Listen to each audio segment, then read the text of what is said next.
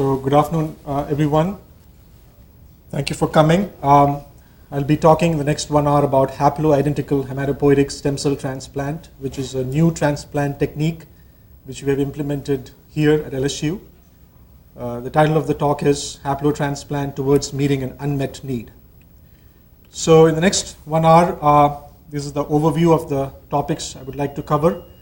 I'll be talking about transplant trends in the United States, the HLA typing process and donor selection, the likelihood of finding a match for bone marrow transplant, how we define what you mean by haploidentical transplant, the haplo-BMT experience so far, especially with the use of this new strategy, which is the use of post-transplant cyclophosphamide.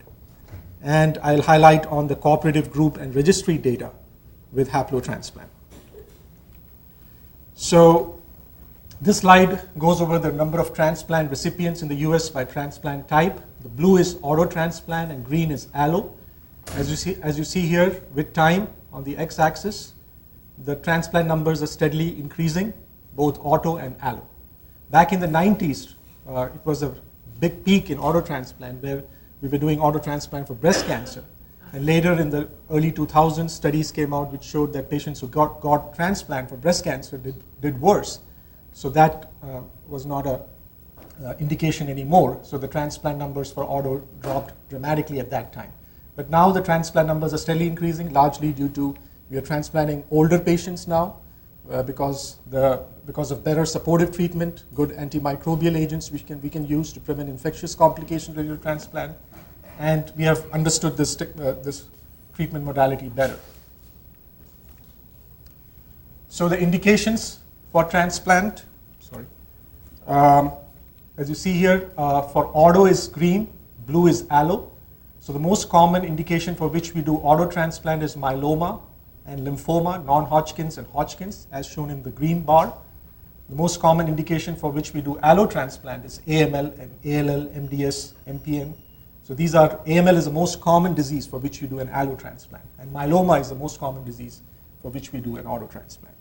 So myeloma, lymphoma, auto, leukemias, acute leukemias, allo. This slide, all these slides are taken from CIBMTR, which is a big bone marrow transplant registry, which gathers data on all the transplants conducted worldwide. So they get information. This is all from US mainly. So allo transplant recipients in the US by donor type. Blue is HLA identical sibling. Green is other relative, which means they are not identical, but they are other relatives under which the haplotransplant comes into play. The orange is the unrelated donor using either bone marrow or peripheral blood. And the light blue is unrelated donor using umbilical cord blood. So as you see here, the unrelated donor is the most common source of bone marrow transplant. So 4,000 transplants in 2015 performed by unrelated donor, almost 2,500 with HLA identical sibling. And the green is the other relative, which is the use of haplo. And as you see here, with time, the haplo numbers are steadily increasing. So they are not identical, but they are other relatives in the family who are potential donors for the patient. So the haplo numbers are steadily increasing. The light blue is the cord blood. The cord blood numbers have pretty much plateaued, around 800 per year. But the other relative using as a donor source for bone marrow transplant has gone up in the last few years, as you see here in this slide. So these are your donor options. The HLA identical siblings, matched unrelated donor, umbilical cord blood, or haploidentical donors. So these are numbers. That was just a curve. So we are comparing 2010 and 2014. So there is a big increase in the number of haplotransplants done in this country. So if you pay attention to this haplo numbers, in 2010 there was only 300 or so haplotransplant, which increased to almost 700 in 4 years. So this was an increase of 126%. That was a big increase. The matched unrelated only increased by 28%. The matched SIB was no change. So as you saw in the earlier graph, it has pretty much plateaued, the matched SIB numbers. So 2,500 match SIP transplant, match unrelated is 3,000, 28% increase for unrelated, but 126% increase in haplo. The cord numbers, as you see here, has gone down from 816 to 669. There is a drop of almost 20% in cord transplant. So if you're not able to find a match related or an unrelated donor, the preferred option seems to be now haplo in comparison to cord. So when we're talking about donors and HLA identical donors, what do you mean by HLA? So HLA antigens are the antigens we look for when we look for a donor. And they are the antigens which mark for tissue compatibility. And they are located on major histocompatibility complex on chromosome 6, at the short arm of chromosome 6, 6p21. You have the class 1, class 2, and class 3 HLA antigens. We focus on mainly the class 1 and class 2 HLA antigens for tissue typing. The class 1 antigens are A and B and C, as you see here. And class 2 is DQ, DR, and DP. So these are the 6 HLA antigens you focus on. 3 class 1 and 3 class 2. But right now, for majority of the transplant centers look at 5 antigens, A, B, C, DR, and DQ. Those are the 5 HLA antigens you look for when you're trying to identify a match. So how do we type for HLA? So the classical method back in the mid-80s was through serologic methods. So just look at the antigen, whether those HLA A, B, and C, and DR, DQ antigens were present or not. But that was a very crude way of doing tissue typing. And that only gave us phenotypic information. But back in the mid-80s, and now the technology has advanced so much that we can do DNA-based sequencing of the HLA gene, so which will give us genotypic information, and what we call as high-resolution typing.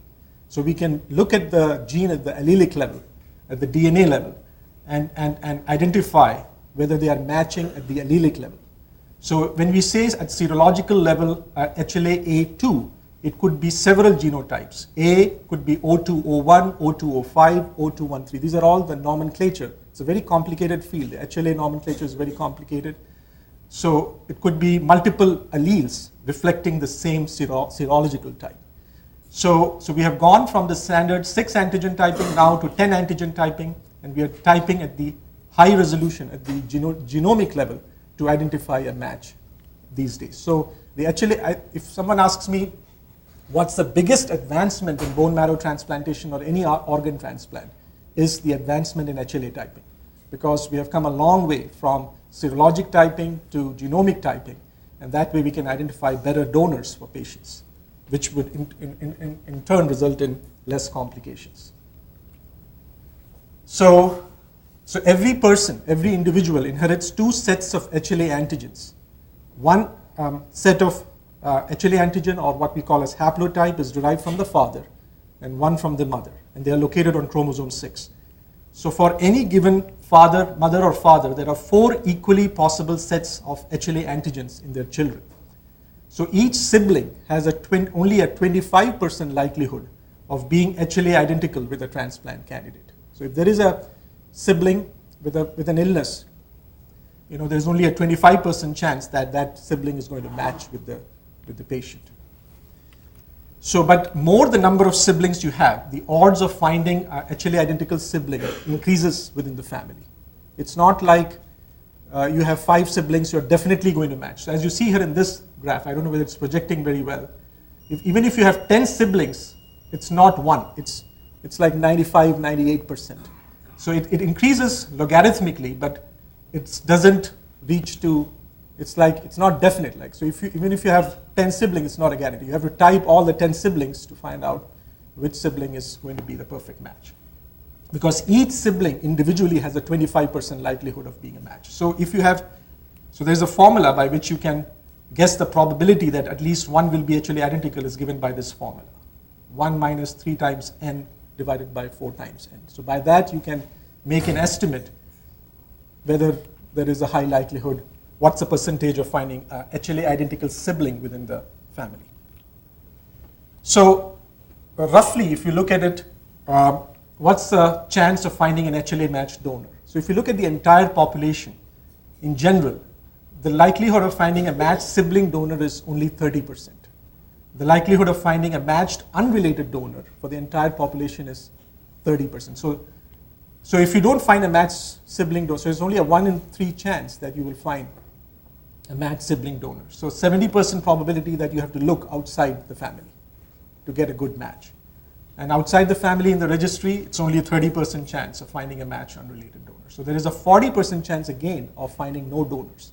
So that's a big unmet need. That's why I gave the title to this topic, that there is a big unmet need for patients suffering from this life-threatening diseases like leukemias and bone marrow failure syndromes and lymphoma and myeloma, where you have to do an allotransplant to find a good donor for them.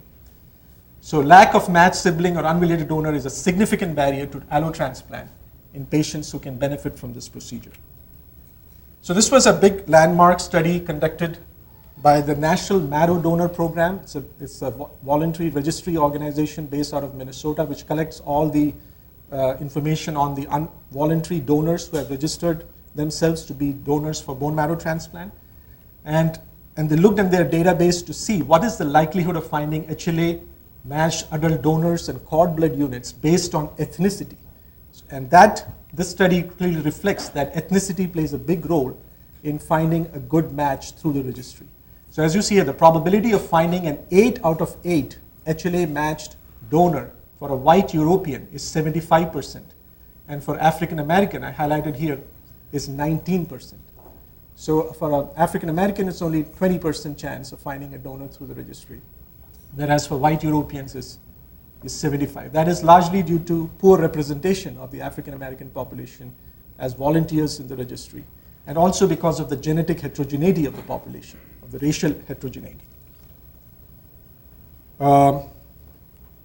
So if you look at again, this is from National Marrow Donor Program, the number of unrelated donor transplant. Unrelated is where you find you're not finding a donor in the family and you're looking in the registry to find a good match, performed according to the race.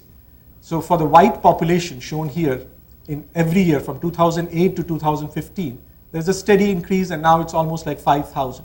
But for people of color, the number of transplant is anywhere between 500 and 1,000. So it has pretty much plateaued and there is no increase in the number of unrelated donor transplant conducted in people of color compared to white population. So when we select for a donor for allotransplant, what are the criteria we use? First we have to, we send the HLA testing from the patient and then we look in the family. If we find a good match, we first type for the 3 antigens A, B, C, and DR. A, B, and C are located on class 1 and DR is class 2. And if we find a match, if we see there is a sibling match, yes, then we do a full typing and we proceed with that donor.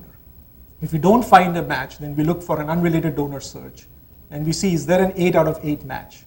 If the answer is no through the registry, right now the standard is to consider for a haploidentical donor among parents, children, siblings, or first degree relatives.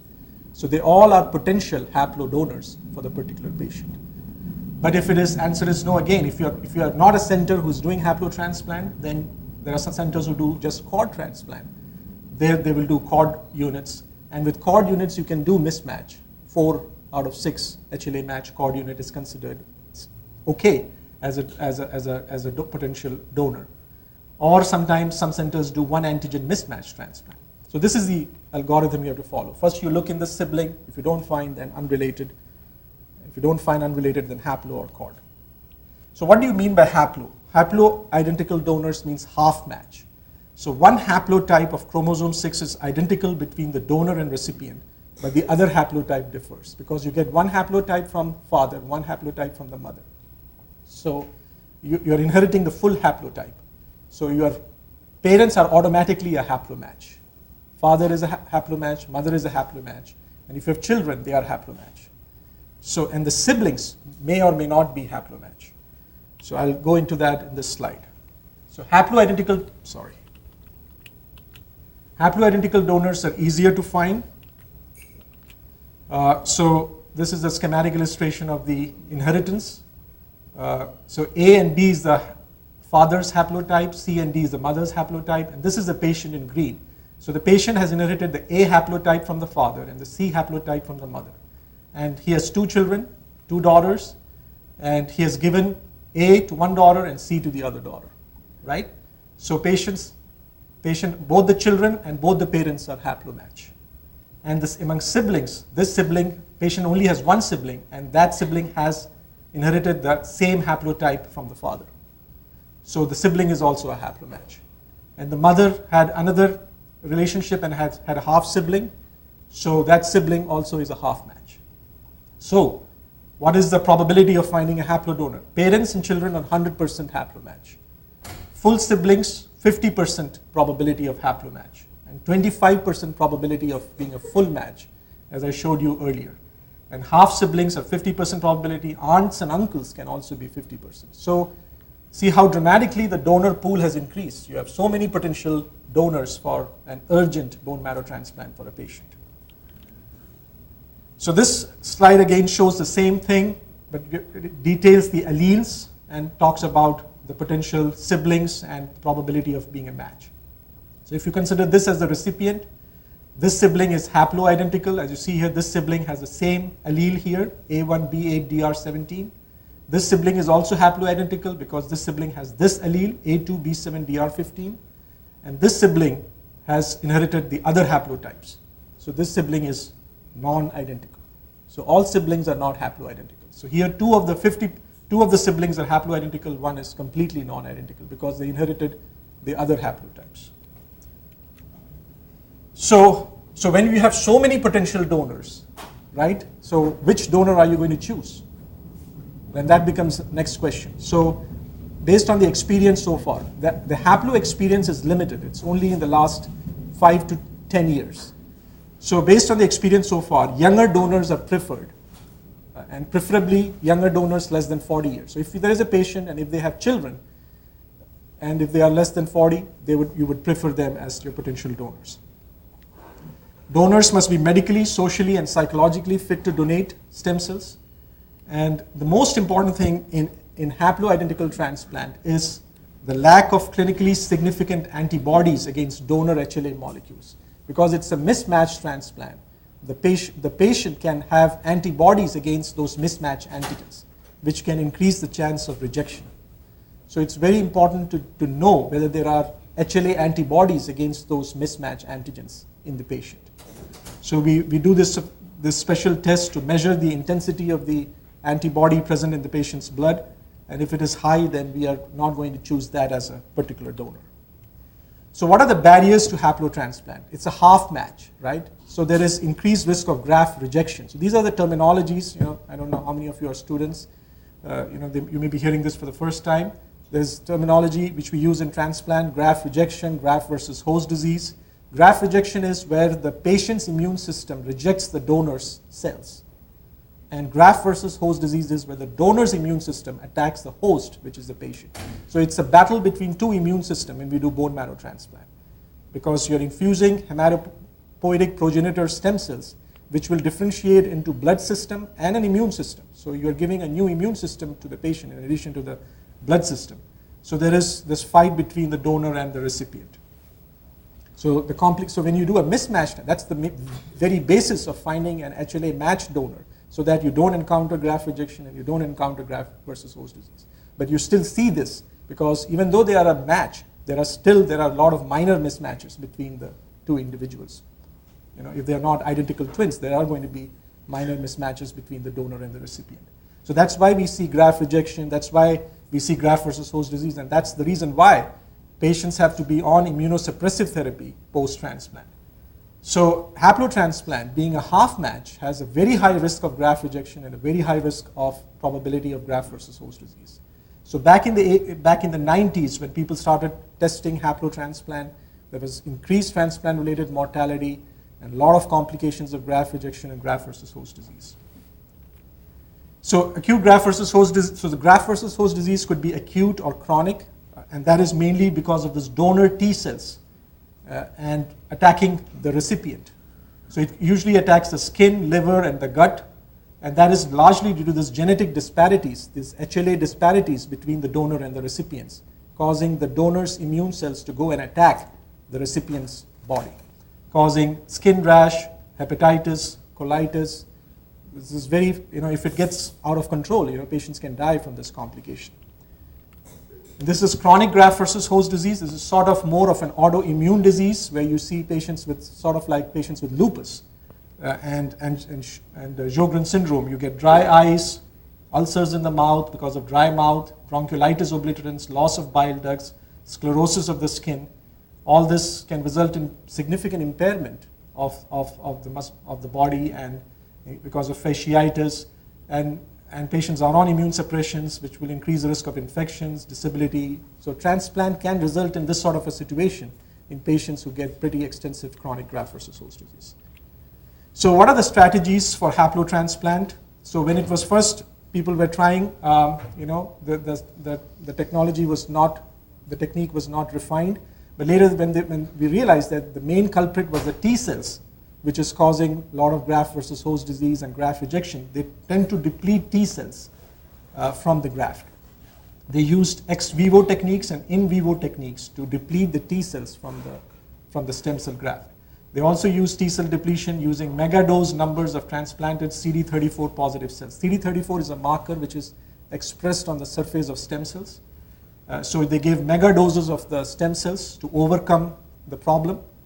And they have also tried in vivo T cell modulation using GCSF stimulated grafts and ATG. But the technique which I'm going to talk about in the next half an hour is the haplo-BMT using post-transplant cyclophosphamide, which is the technique which we have implemented here, and also many centers across the country are using this as a strategy to get a good outcome with haplotransplant. So post-transplant cyclophosphamide, so you're using, the term itself has meaning. It's post-transplant. That means you have given the stem cells and then you are giving the chemotherapy, which is very unique because we never give chemo after we infuse stem cells. We give chemo first, which we call as the conditioning chemotherapy or the preparative regimen. We give that first. We give, because the goal of the chemo is to wipe off the marrow and to do immune suppression to the patient, and then we give the stem cells. But with this haplo technique, we are giving chemo first, stem cells, and then giving post-transplant cyclophosphamide. And this has been very methodically studied. It was pioneered at Johns Hopkins, and they found that the properly timed high-dose cyclophosphamide, which means when you administer it at day 3 and 4 post-transplant, has a very big impact in how patients are going to do in terms of preventing graft versus host disease and graft rejection. So the main unique feature of cyclophosphamide is that it's minimally toxic to hematopoietic stem cells. So after you have given the stem cells, a few days later you give cyclophosphamide, it's not going to cause any problems to the stem cells which you have already infused. T cells also, specific subsets of T cells are resistant to the cytoxin. But some of the T cells, which are alloreactive T cells, which are expanding rapidly after stem cell infusion, they are preferentially killed by the cytoxin. So cyclophosphamide, when infused like this, has a preferential killing effect on the alloreactive T cells. So this is highlighted in the slides. The alloreactive T cells, they expand, and on day 3, when you infuse the cytoxin, this will kill the proliferating alloreactive T cells. Whereas the non-alloreactive T cells, like the memory cells or the regulatory T cells, they will stay dormant. And because they are not proliferating, this chemotherapy will have no effect on this non-proliferating T cells. So the cytoxin causes a selective depletion of the alloreactive T cells, thereby helping in preventing these complications of graft versus host disease.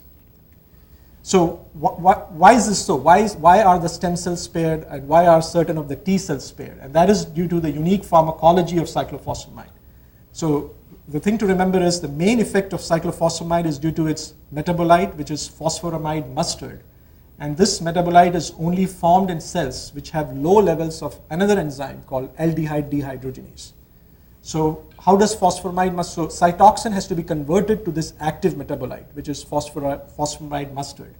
And this phosphoramide mustard breaks the DNA. It causes interstrand and intrastrand crosslinks. It makes DNA crosslinks and breaks the DNA, which results in irreversible death to the cells and leads to apoptosis. Cyclophosphamide has relatively little chemotoxicity as aldehyde dehydrogenase. This enzyme is expressed in large concentrations in the stem cells, liver, and in the gut. So the stem cells, liver, and the gut are spared because of the increased expression of this enzyme, aldehyde dehydrogenase. So this is shown in this slide. Aldehyde dehydrogenase activity is high in hematopoietic stem cells. So what happens is, because of this increased activity of this enzyme, cytoxin gets converted to aldophosphamide, and because of this increased aldehyde dehydrogenase, this aldophosphamide, instead of getting converted to phosphamide mustard, gets converted to carboxyphosphamide. So it takes another route. So the active metabolite of cytoxin is not formed in the stem cells, liver and gut. So these tissues are spared, and it has a very selective effect on those expanding alloreactive T cells. So based on this scientific background, the investigators at Johns Hopkins developed this platform for doing haplotransplant. They used a non-myeloablative T-replete. So they didn't do any T cell depletion strategy.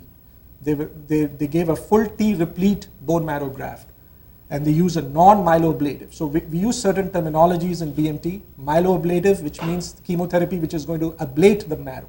Myelo means marrow, ablate means which is going to wipe off the marrow. So there is myeloablative chemo, there is non-myeloablative chemo, which is the chemo which when you administer, it's not going to destroy the marrow completely. The marrow is going to recover without any stem cell support.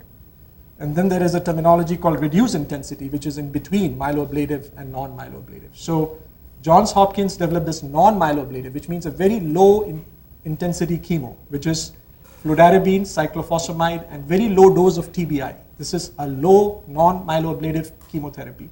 And they infuse T-cell replete bone marrow at day 0. So this is how we talk in transplant literature. You start from day minus to day 0. Day 0 is usually the day of stem cell infusion. And the days prior to the stem cell infusion are the days we talk in minus. So in this protocol, they gave 5 doses of fludarabine, starting from -6 to -2. And cytoxin for 2 doses, -6 and -5. And on day -1, the patient got a low dose of TBI, then got a T-cell replete bone marrow infusion, and then on day 3 and 4 got cytoxin. This is what I was talking about in my previous slide about the rationale for using cytoxin as a post-transplant strategy to prevent the complications. And then the patients get more immunosuppressive therapy with mycophenolate and FK506 is Prograf or tacrolimus. And they get GCSF support to stimulate the marrow so that the marrow recovers in a timely fashion. So this is the platform used by Johns Hopkins, which has really revolutionized the field of stem cell transplant in general, of using post-transplant cyclophosphamide to prevent graft rejection and graft versus host. So the results from Johns Hopkins is as follows, shown on this slide. The incidence of acute graft versus host disease, chronic graft versus host disease is shown here in the upper graphs. Grade 2 to 4 acute graft versus host disease, 28%. Grade 3 to 4, 4%. So almost 30% of the patients get acute graft versus host, but it's the 3 and 4 is only 4%, so not too bad. Chronic graft versus host, all severity of chronic graft versus host, 13%, but extensive chronic graft versus host was only 4%. Relapse and non-relapse mortality, relapse was very high. Almost half of the patient relapsed after transplant. Non-relapse mortality, 18%. This is survival, overall survival, and event-free survival, around 30 to 35%. So almost 1/3 of the patients are alive after transplant, but many of them, because of disease relapse, they eventually succumb to their disease. But this shows that haplotransplant as a technique can save 1/3 of the patient, but still there is a lot of room to make this treatment better. But the incidence of graft versus host disease was not as bad as one would have imagined doing a half-match transplant. Now, looking at specific disease subtypes, AML, ALL, B-cell, non-Hodgkin's, and Hodgkin's, 1 year, 3 year, and 5 year survival. 1 year was 60%, 3 year 43%. ALL shown here. So pretty robust kind of result here. Non-relapse mortality was less than 20%. Non-relapse mortality means patients are dying from transplant. They're not dying from disease relapse. That's why we call it non-relapse mortality or transplant-related mortality. So that is 20%. And this is progression-free survival of almost 40%. And they have subcategorized it by age of the patient. Patients in their 50s, 60s, and even in their 70s. So there were 27 patients in their 70s getting bone marrow transplant for different hematological conditions. And that is because it's a non-myeloablative protocol. So conclusions from the Johns Hopkins experience is that haplotransplant utilizing post-transplant cyclophosphamide is safe and effective. There is low rate of acute and chronic graft versus host disease and non-relapse mortality. If the patients don't engraft for some reason, they recover with their own marrow, which we call as autologous recovery. If there is graft rejection for some reason, because it's a non-myeloablative conditioning, so they eventually, if the graft doesn't take over, they will recover with their own marrow. And the major cause of treatment failure was relapse. So this group in France compared, so they used bone marrow. So there were two caveats in the Johns Hopkins platform. One is that they use bone marrow as a graft source, and they use non-myeloablative regimen. And when you use non-myeloablative regimen, you're not giving intensive doses of chemotherapy. So the risk of relapse is expected, is going to be high. So that was the two things. So they use non-myeloablative and they use bone marrow as a graft source.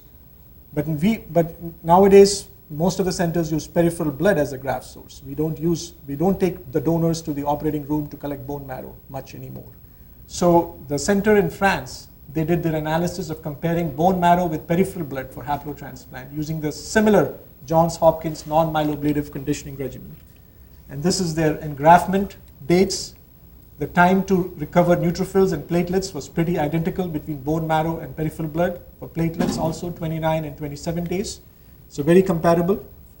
Incidence of graft versus host disease, 25% with bone marrow, slightly higher with peripheral blood, but it was not statistically significant.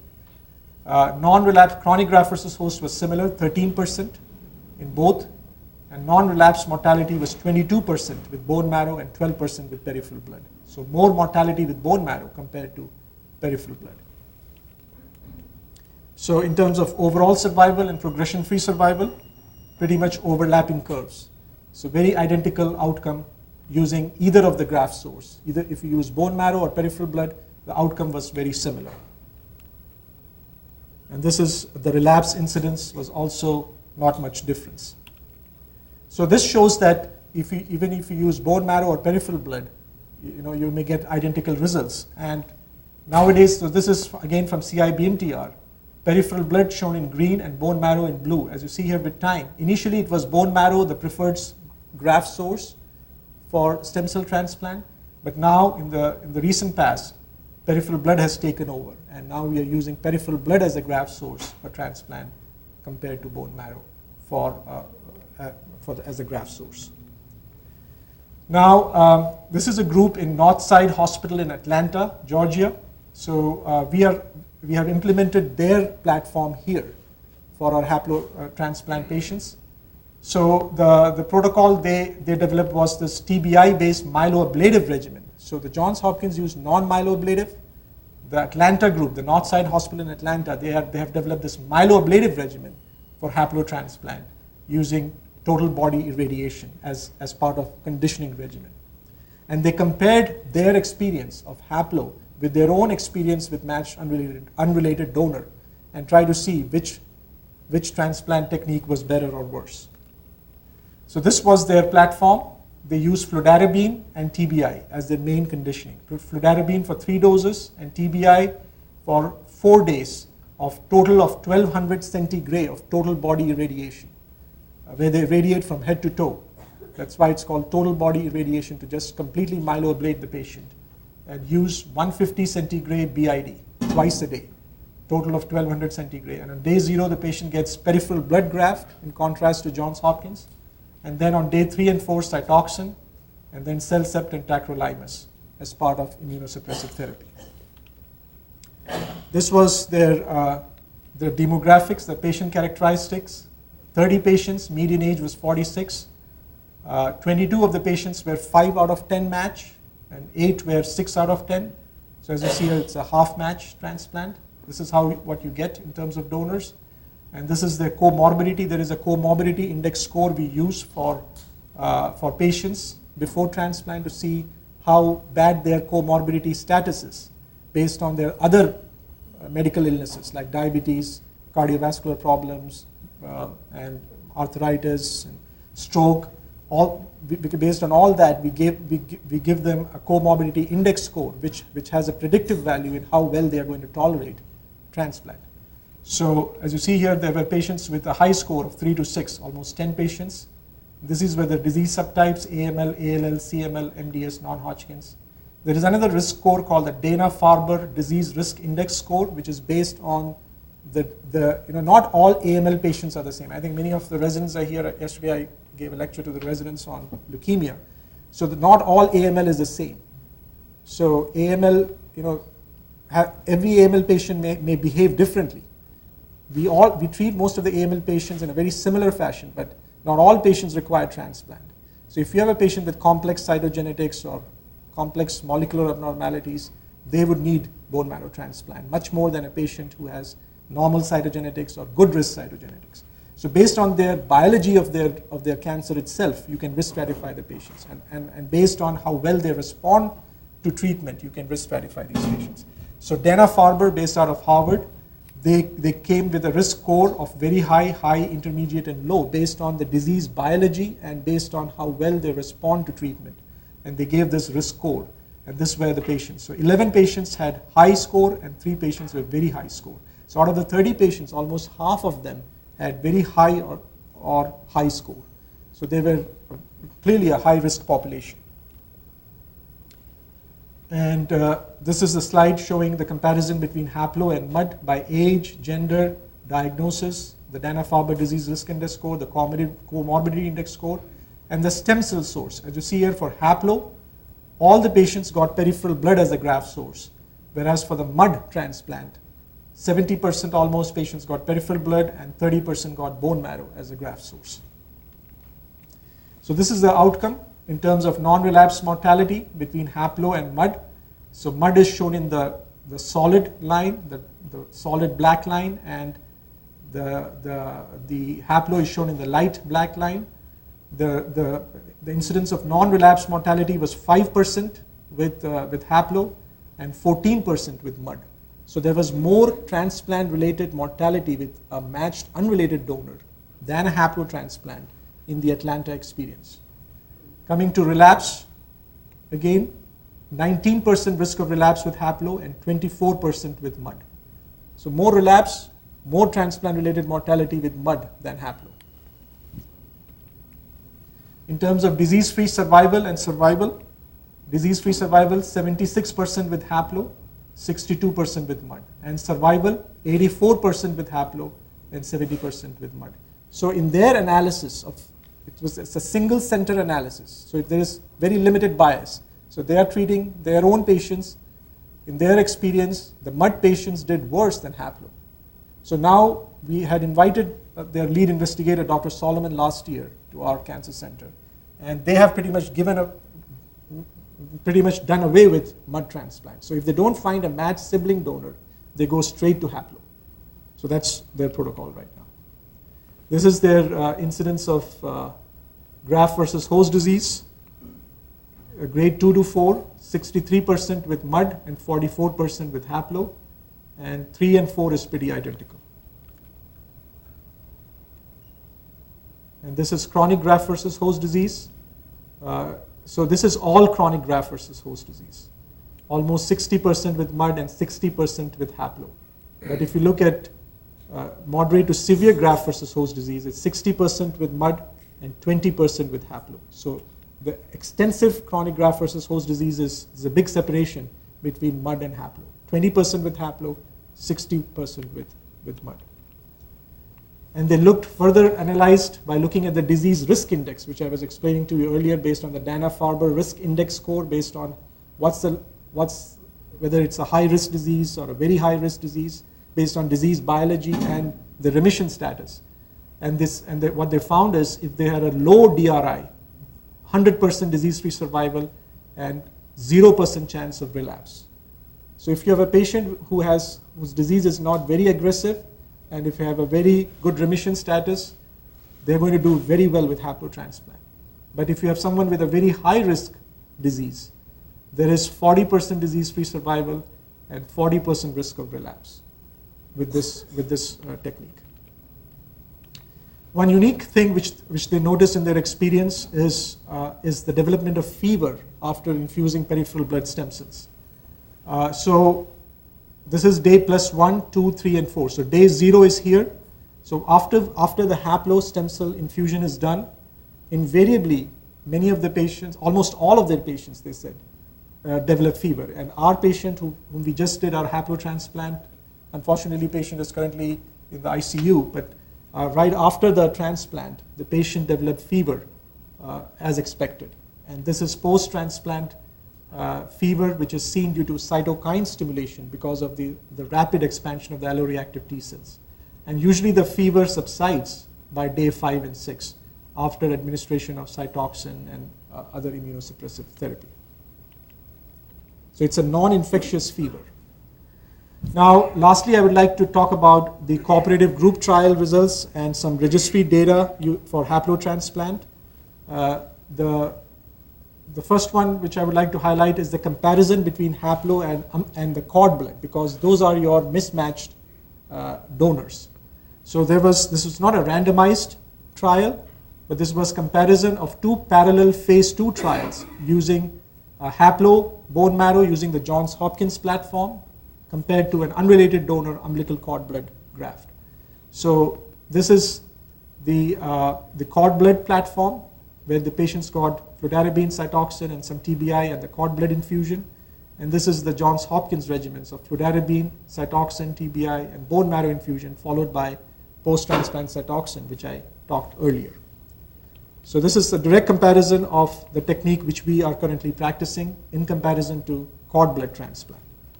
And these are the outcomes in terms of graft versus host disease for cord blood, grade 2 to 4 and grade 3 to 4. The grade 3 to 4 is 21% with cord blood, whereas for haplo is 0. So none of the patients in this comparison of 2 phase 2 trials developed, using the haplo platform, developed grade 3 to 4 acute graft versus host. Chronic graft versus host, 25% with cord blood and 13% with haplo. So clearly haplo seemed better in terms of lesser incidence of graft versus host disease, both acute and chronic, compared to cord blood. Comparing the relapse and non-relapse mortality, shown in black and red, 20% risk of relapse, little over around 25%, and around 20% risk of non-relapse mortality with cord. But the relapse incidence with haplo was almost 40%. So relapse is way higher with haplo transplant than cord transplant. But the non-relapse mortality, as you see here in red, is 20% with cord, and it's very low with haplo.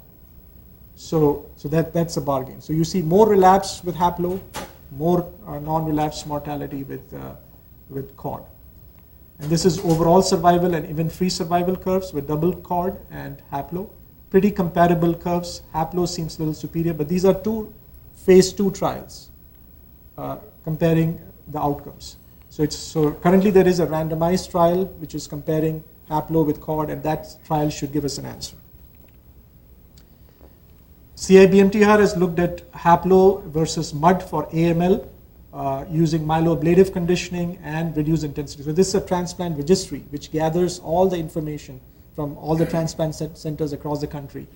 And they did a retrospective analysis comparing haplo with MUD transplant and try to see which was superior for AML patients using 2 different conditioning. One is myeloablative and one is reduced intensity. And similar time periods between 2009 to 2012 and 2008 to 2012. And these are the results, as you see here, very comparable. So this is red is post-transplant Cytoxan with haplo, and purple is MUD. So transplant-related mortality, relapse, disease-free survival, overall survival, all very identical. So when you do a MUD transplant or a haplo transplant for AML patients, outcomes are very identical. But this is retrospective analysis, not a prospective analysis. Again, in terms of, for reduced intensity conditioning also, the MUD seemed a little better in terms of, MUD was worse for transplant-related mortality, and the relapse was slightly higher for Cytoxan, but the disease-free and overall survival was identical between the 2 groups. So you've got pretty much very identical results using either myeloablative or reduced intensity conditioning for AML patients doing either haplo or mud transplant. Lastly, with CIBMTR also looked at lymphoma patients, both Hodgkin's and non-Hodgkin's, who received reduced intensity conditioning transplant in the period 2008 to 2013. 180 patients who got haplo and 800 patients who got a match-related donor, which is a sibling donor transplant. And they compared their outcomes. And you see here, very identical acute graft versus host disease, 3 and 4 was identical between match-related. So they are perfectly matched sibling donors and haplo match using the Hopkins platform, largely. Sorry. And they found very similar grade 3 and 4. Chronic graft versus host was way worse for matched sibling compared to haplo. So haplo patients had less chronic graft versus host. Non-relapse mortality was identical.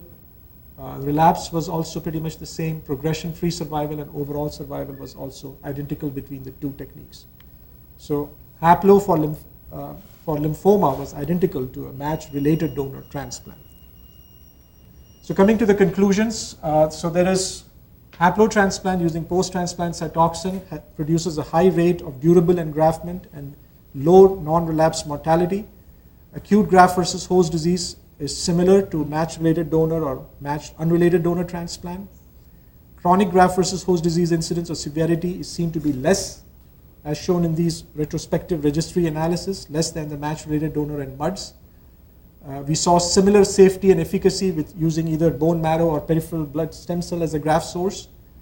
And myeloablative transplant with post-transplant Cytoxan for haplo seems feasible technique and associated with low non-relapse mortality. Survival of the double umbilical cord blood was seen to be equivalent to haplo. There was a different pattern of treatment failure. There was more relapse with haplo, but there was more treatment-related mortality with cord. So we are awaiting the results of this prospective study conducted by the Bone Marrow Transplant Clinical Trials Network, which will give us a final answer whether cord is better or haplo is better in this regard. But based on the phase 2 results, the overall survival was identical, but relapse was higher with haplo and treatment-related mortality was higher with cord. In AML, based on CIBMTR analysis, the survival with MUD was identical to haplo. For lymphoma, again with CIBMTR registry analysis, retrospective analysis, the survival of match-related donor was comparable to haplo. So in the modern era, in the current era, the donor type appears to have little impact on the transplant outcome. So the most important question is whether this patient needs a transplant or not. If the patient needs a transplant, you need to identify the best available donor and proceed with transplant as soon as possible. So haplotransplant is safe, effective, and readily available donor source, particularly for the racial and ethnic minority population, as I showed you. The probability of finding a perfect HLA 8 out of 8 match for an African American is only 20% compared to 75% for a white European. So if they need an urgent transplant, haplotransplant is probably the way to go. The main limitation of the MUD transplant is the amount of time it takes from search initiation to transplant, because you may have a patient right in front of you who doesn't have a matched sibling donor, and you have contacted the National Marrow Donor Program and enrolled the patient in the Be the Match registry and trying to look for a donor. And the donor may be in Germany or Australia.